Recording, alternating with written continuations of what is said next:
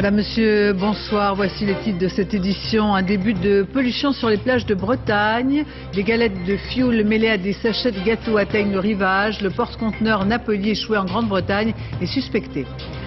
La France deviendra non-fumeur dans 4 jours. Le tabac sera alors interdit dans les administrations, dans les lieux publics, au travail, au lycée. Les entreprises s'y préparent tant bien que mal. L'évolution du climat inquiète les plus grands experts. Ils remettront cette semaine leur rapport. Leur diagnostic est sans appel. Il est urgent d'agir contre le réchauffement de la planète. L'hydroptère, le bateau qui vole, un défi de la technologie et aussi une aventure humaine. Il aura fallu 15 ans de mise au point pour aboutir. Son skipper Alain Thébault et son équipage vont se lancer dans une série de records de vitesse. Et puis du cinéma avec la sortie de Blood Diamond avec Leonardo DiCaprio, nominé aux Oscars pour ce rôle. Il joue un mercenaire spécialisé dans le trafic de diamants dans la tourmente de la guerre civile en Sierra Leone.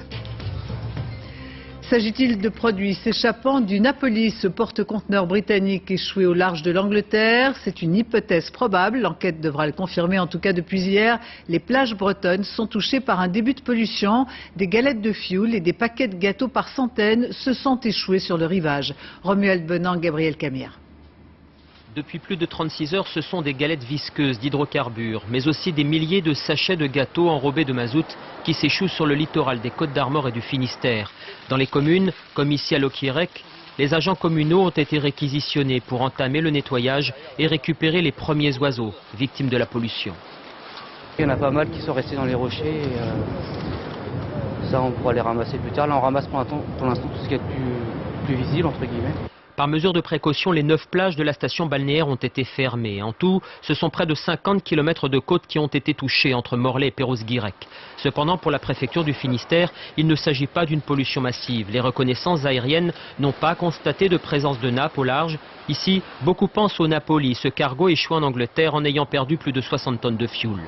On peut supposer que ça pourrait venir éventuellement du Napoli.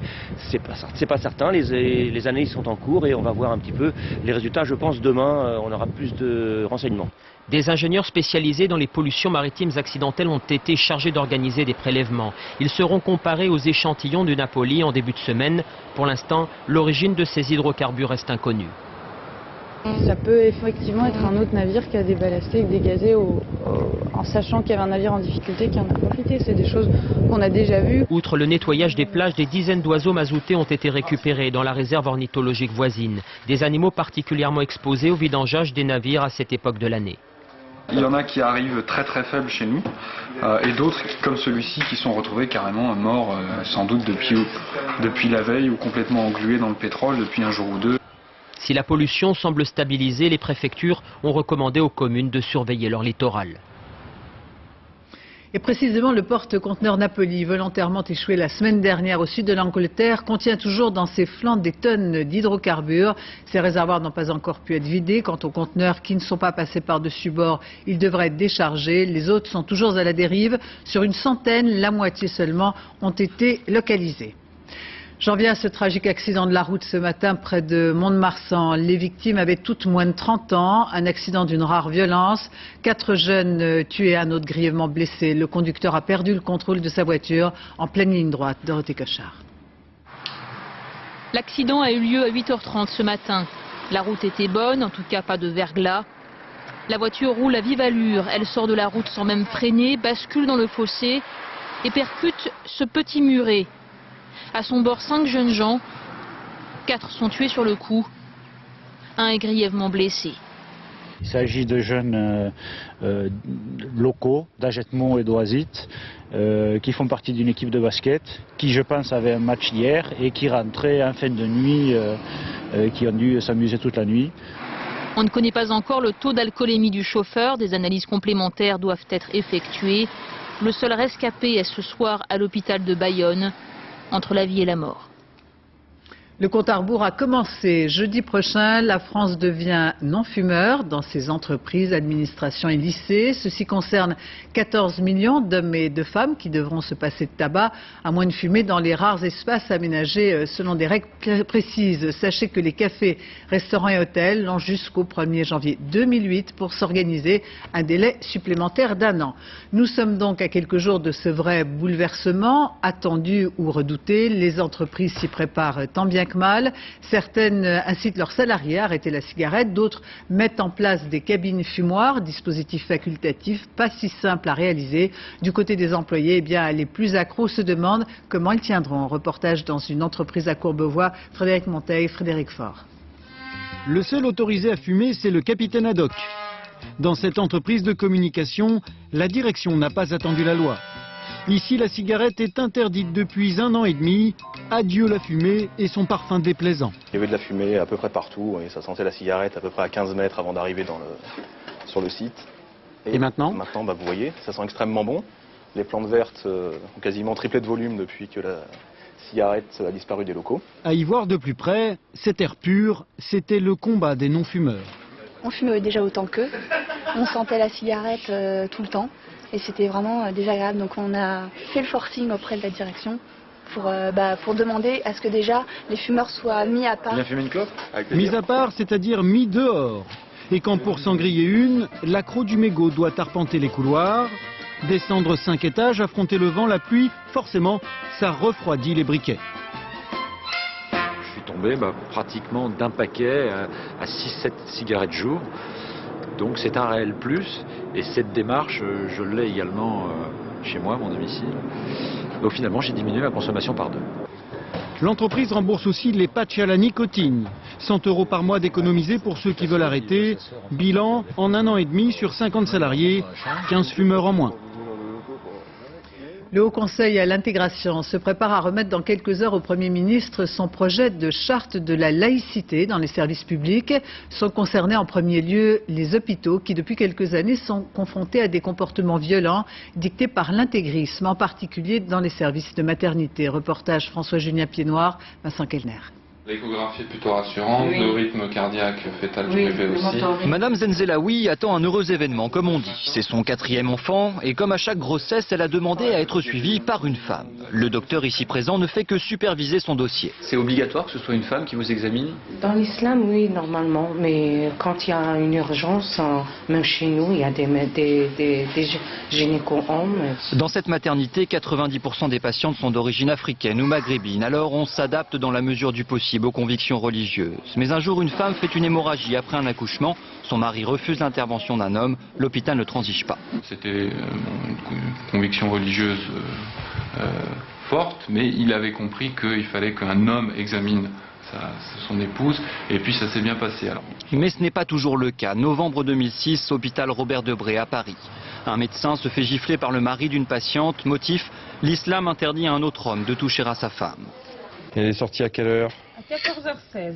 Dans d'autres cas, le sexe du médecin n'a rien à voir. Février 2006, 2 hommes reprochent à une assistante sociale son travail auprès de 2 patientes musulmanes. Tenez, ça va vous apprendre à vous occuper de nos femmes. On frappait sa tête contre le bureau, elle est tombée dans les pommes, on découpait son t-shirt et marqué Mohamed sur son ventre, et puis ils sont partis. Mais pour ce chef de service, il ne s'agit pas que d'une question de laïcité. Les femmes dont les maris sont violents sont terrorisées par ces mêmes maris. Et donc c'est pour ça que je dis qu'il s'agit d'une affaire d'incivilité et de violence naturelle, plus que d'une affaire de religion. Demain, le Haut Conseil à l'intégration devrait proposer au Premier ministre la rédaction d'une charte pour rappeler le principe de laïcité dans tous les services publics. D'accord. L'environnement sera largement à la une cette semaine où l'on attend le rapport des experts sur l'évolution du climat. La rapidité du réchauffement est un risque pour la planète, un diagnostic qui démontre une nouvelle fois l'urgence d'agir. Près de Grenoble, le message est déjà passé. La ville d'Échirolles a lancé un vaste programme contre le gaspillage d'énergie, un pari audacieux dans cette région où les températures sont souvent extrêmes. Agnès Monteux, Guillaume Michel.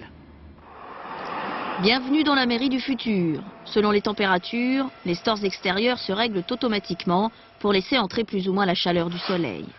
Même chose à l'intérieur du bâtiment pour les stores des verrières de ce hall, entièrement en bois de la région. Mais le plus étonnant, les employés l'ont découvert dans leur bureau. Ça s'allume tout seul. Bah oui, effectivement, c'est un peu magique, ça s'allume, ça s'éteint tout seul. Sur le plafond, une petite cellule commande aussi automatiquement chauffage et aération. Et tout est surveillé de cet ordinateur, un Big Brother de l'énergie qui gère ces 300 bureaux selon qu'ils sont occupés, inoccupés depuis quelques heures ou vacants. Par rapport à l'ancienne mairie, on peut espérer diviser par 3 les consommations d'énergie, carrément par 3. Allez, on est parti. Enfin, il y a peu de places de parking, de quoi favoriser l'utilisation des vélos mis à disposition des employés qui s'engagent à les utiliser 3 fois par semaine. À côté de cette mairie ultramoderne, une copropriété des années 70, elle aussi exemplaire. Pour avoir de l'eau chaude, les 200 propriétaires ont réussi à se mettre d'accord pour installer des panneaux solaires. Une démarche très rare qui leur permet de rejeter 10 tonnes de CO2 en moins par an. Pour l'environnement, c'est vrai que on est c'est un petit brin de fierté de participer à cet environnemental, quoi. Au coût de l'énergie 2006, on aura amorti notre installation dans moins de 5 ans. C'est-à-dire en 2008, notre installation sera amortie. Si j'ai froid, je mets un pull au lieu de monter le chauffage. À l'école aussi, c'est la chasse au gaspille. Et les cours ne restent pas que théoriques. Par exemple, on arrive dans la salle. Qu'est-ce qu'on remarque? Que la lumière, elle est allumée. Eh oui, regardez la lumière, elle est allumée. Donc qu'est-ce qu'on pourrait penser à faire? Éteindre la lumière, éteindre la lumière quand on sort de la pièce. Visite de l'école de fond en comble pour voir tout ce qui cloche. Qu'est-ce qu'on remarque de l'extérieur? Qu'est-ce qu'on pourrait améliorer? Il faut mettre un double vitrage. On peut dire aussi, demander à la mairie d'essayer de faire mettre du double vitrage. À partir de ce cahier de doléances, la mairie s'engage à réaliser des travaux. Car elle le sait, il y a encore beaucoup à faire à Échirolles pour limiter les gaspillages et les nombreuses pollutions dans cette cuvette grenobloise. Autre exemple, beaucoup plus loin de nous, en Russie, dans le plus grand pays forestier de la planète, le pillage fait des ravages. Une déforestation inquiétante qui nourrit la contrebande vers la Chine où sont livrés les arbres abattus. Les autorités commencent à prendre conscience de l'ampleur du désastre. Reportage sur place, Anne Pensinet, Xavier Luizet. À l'origine, le mot taïga signifie impénétrable. Autant dire que ça secoue dans le 4x4 du service de lutte contre les coupes de bois clandestines. Des coupes qui en Russie l'an dernier représentaient 15% de la production.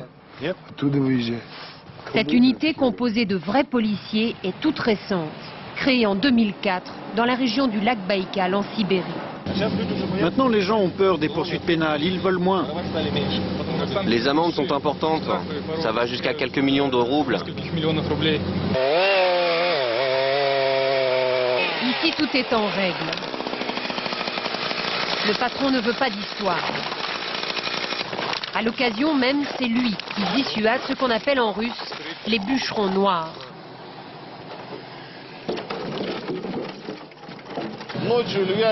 Ici, ils viennent la nuit, on sait qui ils sont, et on n'a pas besoin d'eux, on les vire.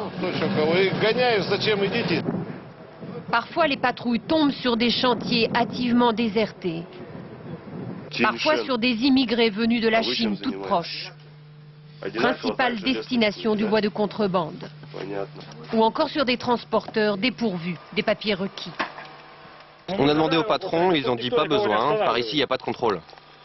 Mais ce travail de fourmi a ses limites. Pour le moment, dans cette région plus grande que la France, seuls 100 policiers forestiers travaillent. La Russie mise donc sur d'autres méthodes, comme la surveillance par image aérienne. Pour ce terrain, il y avait un document autorisant la coupe sur une surface précise. Tout ce qui a été coupé hors du périmètre est volé à l'État. Déterminante pour l'économie russe, la lutte contre le pillage du bois, c'est aussi une manière de préserver une forêt moins connue que son homologue brésilienne, mais pourtant plus vaste, un des plus grands poumons de la planète. Aux États-Unis, la mobilisation était moins importante que prévu, mais tout de même, plusieurs dizaines de milliers de manifestants se sont retrouvés hier à Washington pour exiger la fin de la guerre en Irak. Le mouvement anti-guerre veut pousser le Congrès à voter la fin du conflit. Dans le cortège, quelques stars comme Jane Fonda ou Sean Penn qui mettent en cause la politique de George Bush. Et même dans les familles de soldats, le vent a tourné. Après le patriotisme est venu le temps du désarroi et de la colère aujourd'hui, comme le montre ce reportage dans l'Illinois où est stationnée une unité de la garde nationale qui fournit le gros des troupes en Irak. Alan Chalvran.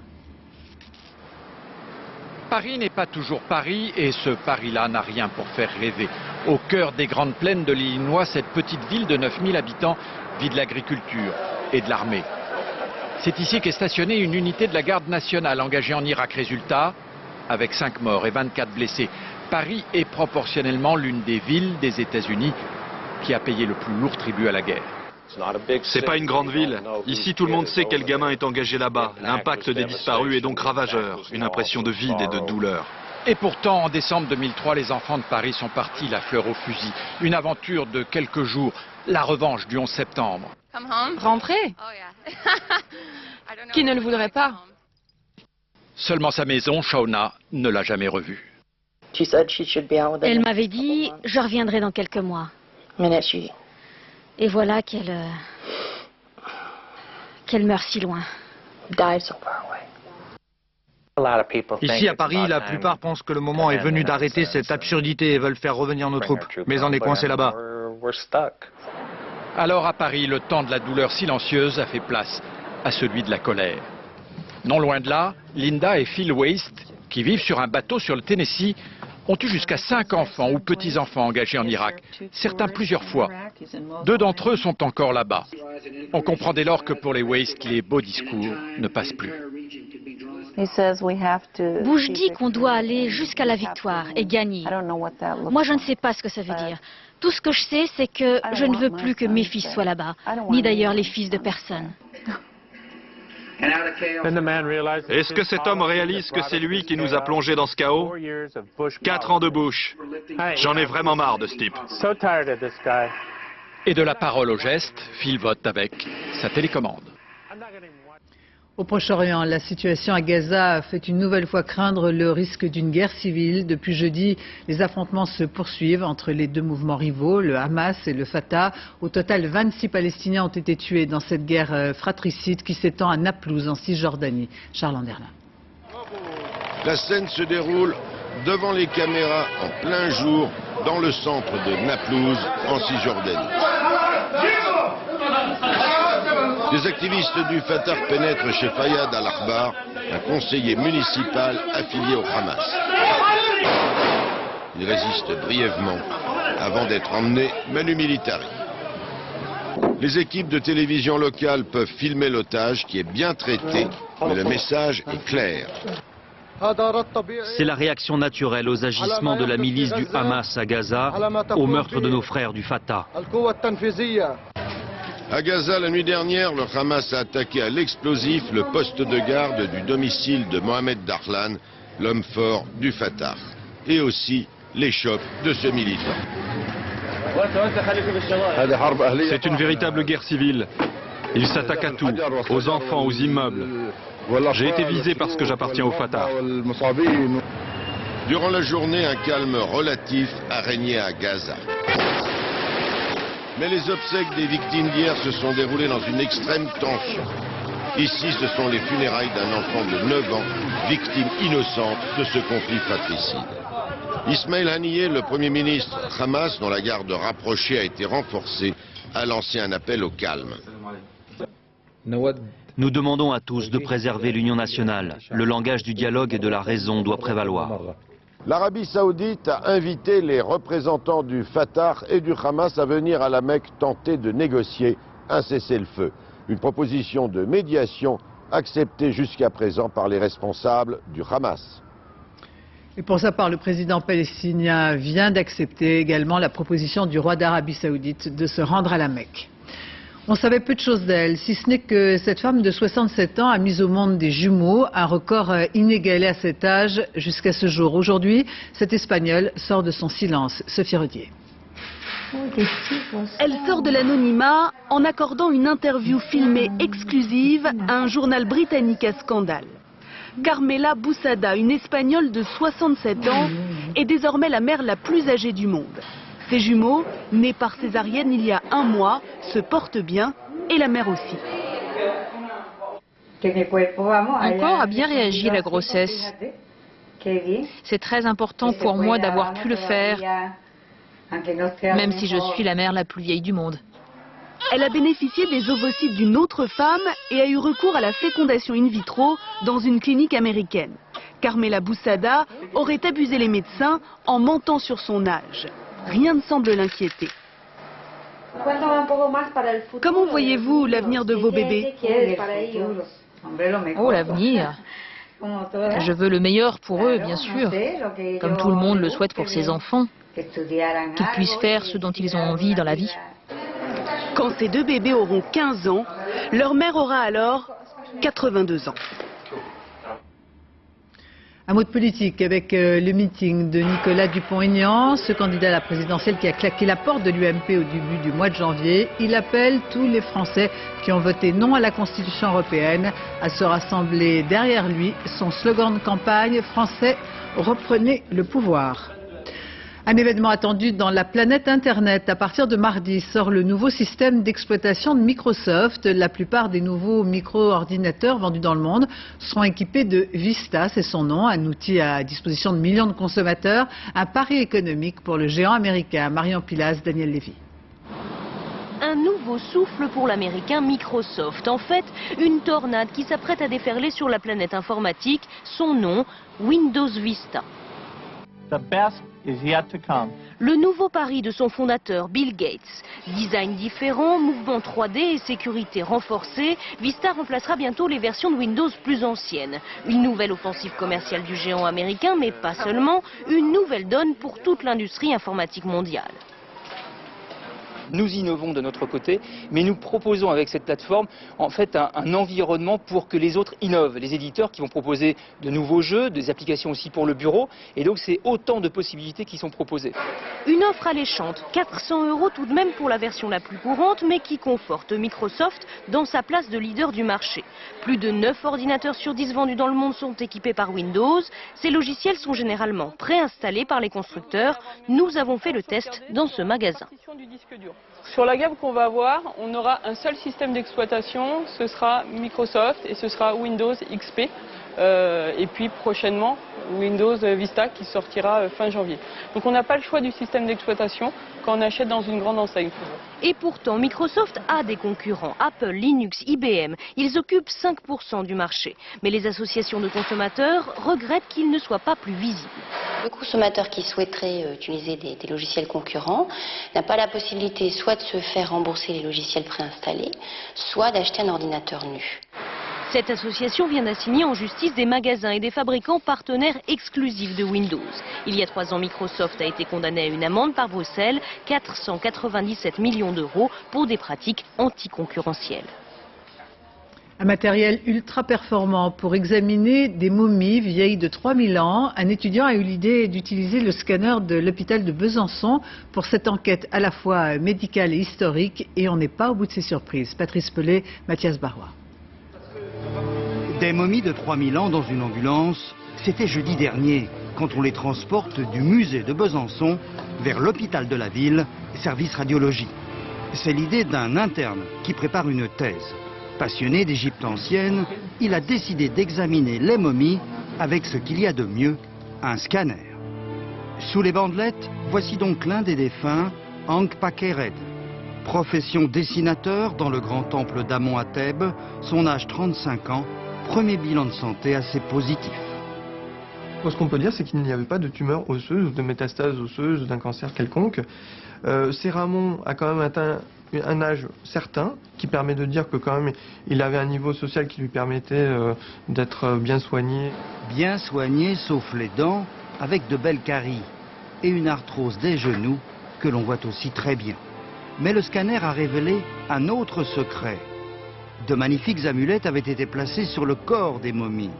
Un babouin, un oiseau, un chacal et pour finir, une petite merveille, près du cœur, un scarabée pour obtenir la vie éternelle. Cette amulette-là représente vraiment le cœur du défunt. C'est une des amulettes principales, on va dire, qu'on retrouve sur les momies. 2 heures plus tard, tout est terminé. Les momies regagnent leur sarcophage d'origine. Sur le bois finement peint, l'histoire de leur vie est racontée. Dans le parc animalier de Thoiry, 4 petits singes appartenant à une espèce menacée ont disparu depuis quelques jours. En réalité, ils ont été volés et ça n'est pas la première fois que se produisent de tels actes, particulièrement répréhensibles quand on sait qu'ils touchent à l'environnement. Florence Bouquilla, Chloé Lecomte. Pour la première fois depuis 3 jours, il sort de sa cachette, traumatisé par le vol de ses congénères en pleine nuit dans sa cage du zoo de Thoiry. La porte a été fracturée au pied de biche. Le tamarin fait partie des espèces menacées. L'Europe a lancé un plan de sauvegarde de la race. La disparition de 4 primates n'est pas sans conséquences. que les petits tamarins qui ont été volés, il y en a certains qui devaient aller à Amsterdam, Londres, et nous on devait recevoir d'autres en échange. Pourquoi? Pour maintenir la diversité génétique la plus grande possible, et de telle manière qu'on réintroduise des animaux sains au milieu naturel. Qui a volé les tamarins de Thoiry? Peut-être ceux qui s'en sont déjà pris à d'autres singes. On a eu des ouistiti l'année dernière et il y a 2 ans encore, à 2 reprises. Et toujours des animaux très sensibles et très délicats à entretenir, dont on sait qu'il y a de grandes chances qu'ils n'arrivent pas à survivre dans des mains pas expertes et pas aussi attentionnées. Des mains qui échangeraient chaque singe contre environ 3 000 €. Un vol rentable et facile d'exécution. Évidemment, on ne va pas nous voler Ben. Ben est aussi une espèce, l'éléphant derrière moi, est aussi une espèce en voie de disparition, mais nous, on ne viendra pas nous le prendre. De même, le bébé panthère de Chine, qui a première naissance en France d'un panthère de Chine, pour venir le prendre, il y a papa-maman qui sont là, et là, c'est une autre histoire. L'histoire des tamarins volés, elle, se poursuit. La gendarmerie enquête sur ce qui semble être un vol minutieusement organisé. Le long des remparts de Saint-Malo, depuis des siècles, des milliers de pieux de chêne protègent la cité corsaire des grandes marées, tout un patrimoine laminé par la mer et le temps qu'il faut remplacer d'urgence. Un chantier de titan. Romuald Benant, Gabriel Camilla. Au pied des remparts de Saint-Malo, c'est toute une armée au garde à vous. Des milliers de brise-lames élancés vers le ciel et surtout dressés face à la mer. Mais aujourd'hui, les chênes centenaires sont usés par les combats contre les marées. Alors, il faut remplacer ces drôles de totems protecteurs pour les malouins. Je vois pas Saint-Malo sans brise-lames, ça c'est sûr. Je trouve que ça fait partie du paysage et que c'est normal qu'ils ils sont là, c'est bien, hein. C'est beau même. Tout simplement, ça va protéger la digue, hein. Et c'est indispensable pour ça, c'est pas un élément décoratif. Hein. Un travail de titan, possible uniquement à marée basse et avec une précision presque millimétrique pour planter ces forêts de troncs de plusieurs tonnes. Des pieux triés sur le volet, car dit-on à Saint-Malo, la vaillance d'un brise-lame se jauge au nombre de nœuds présents sur l'écorce, car ici, tout est affaire de tradition. Oui, il faut respecter la tradition et c'est pour ça qu'on les met en quinconce, comme ça, en quinconce, bon ben ça arrive, le premier qui est en quinconce, il brise la lame déjà, et les 2 autres l'éclatent derrière, donc ça arrive beaucoup moins vite dans le mur, et bon, et s'éparpille un peu de tous les côtés, quoi. Des brise-lames, un véritable patrimoine apparu dès la fin du XVIIe siècle, lorsque les flots avaient créé des brèches sur les remparts, menaçant toutes les fortifications. La cité corsaire, dont l'armure de granit, tremble toujours aujourd'hui au moment des grandes marées. Nous avons les plus hautes marées d'Europe, jusqu'à 13 mètres de hauteur de marnage, donc beaucoup d'énergie développée par ces vagues, et ce dispositif est effectivement celui qui porte ses fruits depuis de nombreuses années. D'ici la fin de cette année, Saint-Malo sera protégé par tout un régiment de nouveaux combattants, prêts à se lever contre vents et marées. En tennis, véritable exploit du Suisse Roger Federer, salué par tous. Il a remporté pour la 3e fois l'Open d'Australie. Le numéro 1 mondial a battu le Chilien Fernando González 7-6, 6-4, 6-4. C'est le 10e titre du Grand Chelem pour le Suisse. C'est le rendez-vous des meilleurs trotteurs du monde. Le Prix d'Amérique pour sa 86e édition a sacré cet après-midi un cheval et un driver français. Florent Gautreau, Alexandre Dupont. Le rêve américain était bien français cet après-midi à Vincennes. Offshore Dream n'a d'anglais que le nom et il a un driver d'exception, Pierre Lévesque, qui a remporté 1800 courses dans toute sa carrière, mais qui n'avait jamais gagné le Prix d'Amérique. Un triomphe familial pour Pierre, petit-fils d'Henri Lévesque, 5 fois vainqueur de cette course mythique dans les années 60. C'est le bonheur parce que c'est une famille de passionnés, comme vous dites. On attendait ça quand même depuis, bon, j'ai une carrière qui se passe bien, mais ça manquait vraiment cette victoire. Je sais que le nom que je porte, c'est sûr, c'est un hommage à mon grand-père, c'est une continuité dans l'histoire des courses. 40 000 spectateurs dans le Temple du Trot pour la course de l'année qui offre la gloire et 500 000 € au premier. Dans le dernier virage, les 3 chevaux entraînés par Jean-Michel Bazir sont aux 3 premières places. Mais l'expérience de ces chevaux de 9 ou 10 ans va se heurter au talent et la vitesse du plus jeune cheval de la course. Offshore Dream a 5 ans et il se permet le luxe de battre le record de l'épreuve. La sagesse d'un driver de 46 ans et la fougue d'un cheval aux 5 printemps. Un cheval très joueur qui, à peine la ligne d'arrivée franchie, a retrouvé son garçon d'écurie et ses jeux favoris, roi de Vincennes et prince de la facétie. C'est la première fois qu'on la revoit depuis sa terrible chute sur une piste au Canada. La skieuse Sandra Laura, médaillée de bronze aux Jeux Olympiques de Turin, nous a reçus dans sa chambre d'hôpital en région parisienne. Christophe Tortora, Emmanuel Roux. La vie en rose, malgré tout. Sandra garde le moral et son beau sourire illumine toujours son visage, en dépit du terrible accident qui la cloue sur un fauteuil depuis presque un mois. Les messages d'encouragement, d'amour, de soutien tapissent les murs de sa chambre d'un hôpital de la région parisienne. Sandra, elle, se bat. J'y crois, donc à partir de là, il faut... je reste positif et puis de toute façon, c'est pas possible que ça se passe autrement. Donc après... Voilà, le moral, je sais pas, il y a des jours ça va un petit peu moins bien ou des heures, mais bon, c'est très rare. Alors, je préfère la positive attitude, c'est ça. La positive attitude, même si la chute ce 6 janvier sur une piste d'entraînement au Canada a été particulièrement violente. Une réception sur le dos, Sandra est touchée aux vertèbres avec contusion de la moelle épinière. Dès que je suis tombée, le premier réflexe que j'ai eu, c'est « Oh, je sens plus mes jambes et tout ça ». Et puis, j'avais mon entraîneur qui était à mes côtés, Fabien, qui disait « Ça va aller, ça va aller, ça va aller ». Médaillée de bronze aux Jeux Olympiques de Turin, Sandra sait tous les sacrifices qu'il lui a fallu faire pour obtenir cette médaille. Alors aujourd'hui, elle est prête pour cet autre combat. Je voulais tellement avoir quelque chose que je l'ai eu. Donc maintenant, je veux tellement une autre chose que je l'aurai, quoi qu'il en soit.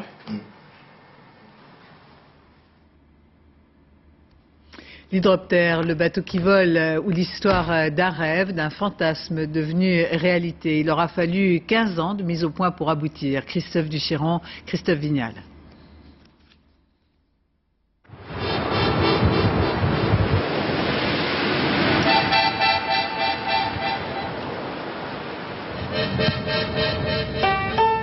Alain Thébault est un homme à tête de petit prince. C'est aussi un grand rêveur qui, accessoirement, adore rouler dans les flaques d'eau. Un jour, au lieu d'un mouton, il a dessiné un bateau qui vole. Depuis 15 ans, l'hydroptère, tel un oiseau blanc de carbone, tutoie la surface de l'eau. Quelle satisfaction, une masse de 6 tonnes qui, rien que par la seule force du vent, s'élève au-dessus de l'eau et vole comme une plume, c'est extraordinaire. Et ça vaut bien 15 ans de labeur. Ce jour de janvier, la mer était verte de rage et blanche d'écume. Séance d'entraînement, 6 hommes à bord et nous avec. Ils se sont mis en tête de battre prochainement le record des 42 nœuds de moyenne sur 500 mètres. En vitesse de pointe, nous dépasserons 43 nœuds près de 80 km/h, au gré d'une accélération alors que le bateau s'élève sur ses appendices.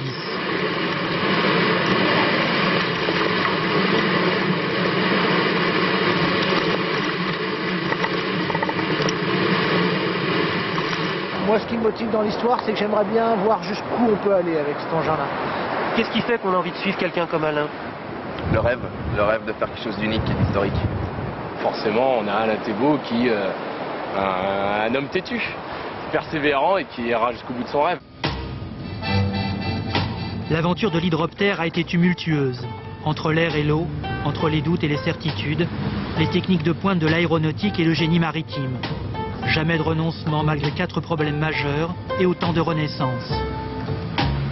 On a vu cette transition sur les rails où nous sommes passés de la vapeur au TGV. On a vu cette transition dans les airs, des dirigeables aux aéronefs. Et sur l'eau, nous en sommes toujours au balbutiement des hautes vitesses.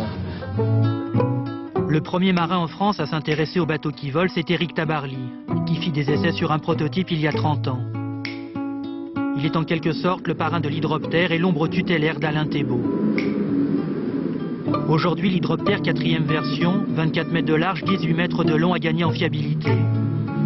Il y a 1 an et demi, une avarie faillit lui être fatale, mais le projet est reparti grâce au soutien d'un banquier suisse et les rêves aussi. Pionnier des temps modernes, avec un hydroptère géant, il voudrait faire le tour du monde en 40 jours. Cinéma avec la sortie de Blood Diamond avec Leonardo DiCaprio, nominé aux Oscars pour ce rôle. Il joue un mercenaire spécialisé dans le trafic des diamants dans la tourmente de la guerre civile en Sierra Leone. Pascal Deschamps. Nous sommes au Sierra Leone en 1999, un petit pays d'Afrique déchiré par la guerre civile. Arraché à sa famille, forcé de travailler dans les mines de diamants des rebelles, Solomon va cacher un diamant exceptionnel qu'il va s'efforcer de garder avec l'aide d'un mercenaire. De toi, d'accord? Ce diamant vaut peut-être une fortune. On partage et tu récupères ta famille. C'est quoi ta réponse, oui ou non? Un budget de près de 140 millions de dollars, un tournage en Afrique, une star au générique. Ce film a mis toutes les chances de son côté pour sensibiliser le public à un sujet difficile. Voilà un énorme film, produit par un studio d'Hollywood, un film de cette ampleur, avec un tel budget, et qui en plus véhicule un message politique. Comment aurais-je pu ne pas sauter sur l'occasion? Vous pensez que ça m'attirerait beaucoup d'ennuis si je parlais de diamants de sang? Le sujet qui fâche, c'est donc celui des diamants de sang. Ces diamants sales dont le trafic sert à financer des guerres civiles meurtrières en Afrique et qu'on retrouve chez les joailliers du monde entier. Depuis 2002, sous l'égide de l'ONU, les importateurs se sont engagés à ne plus acheter de diamants sales. Les diamantaires ont donc attaqué le film en l'accusant de parler d'un problème résolu, mais pour beaucoup d'observateurs, ce n'est pas encore le cas. Sur le pourcentage des diamants bruts qui proviennent encore de pays en guerre, Diamantaire et ONG ne sont pas d'accord. Alors on s'attendait à ces réactions. Bien sûr, ma sympathie va aux gens qui n'ont pas d'intérêt économique dans ce secteur. Et donc au combat des organisations non gouvernementales. Si la prestation de Leonardo DiCaprio a été saluée unanimement, ce mélange d'action et de messages plus politiques, lui, n'a pas totalement convaincu le public américain. Reste que le film a mis en lumière un phénomène jusque-là ignoré du grand public, celui des diamants de sang. C'est la fin de ce journal. Je vous remercie de votre attention. Tout de suite, la météo, Nathalie Riouet, 20h50, aussi profond que l'océan avec Michel Pfeiffer. 22h45, Un jour, une heure, le nouveau magazine de Laurent Delahousse. Aujourd'hui, le choc du 21 avril 2002. Excellente fin de soirée sur France 2.